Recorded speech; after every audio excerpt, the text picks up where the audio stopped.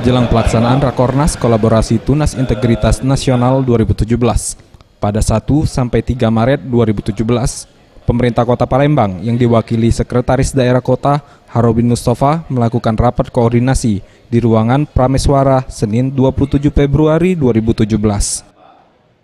Menurut Harobin Mustafa, Sekretaris Daerah Kota Palembang mengatakan, dilaksanakan hampir 90% kegiatan telah rampung dan dirinya berharap dengan adanya Rakornas ini, pemerintah kota ingin memperkenalkan kembali wajah Kota Palembang yang baru dengan wisata air dan kota olahraga internasional yang dimiliki.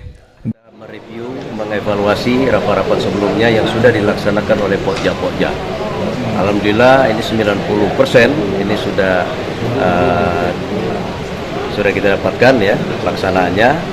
Tinggal nanti kita memoles-moles yang lainnya. Kita juga akan melaksanakan gotong royong.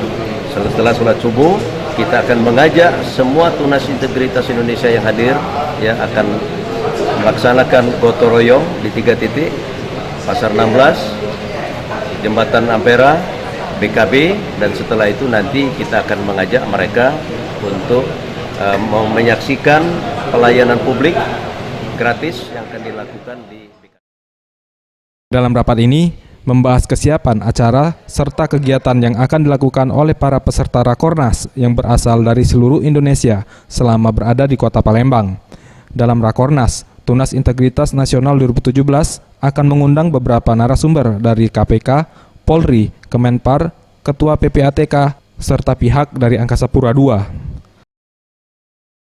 Dan di hari ketiganya, pemerintah Kota Palembang mengajak seluruh peserta Rakornas yang beragama Islam untuk melaksanakan sholat subuh berjamaah di Masjid Agung Palembang. Selanjutnya, usai sholat subuh berjamaah, peserta akan diajak untuk mengikuti kegiatan gotong royong yang merupakan salah satu program pemerintah Kota Palembang.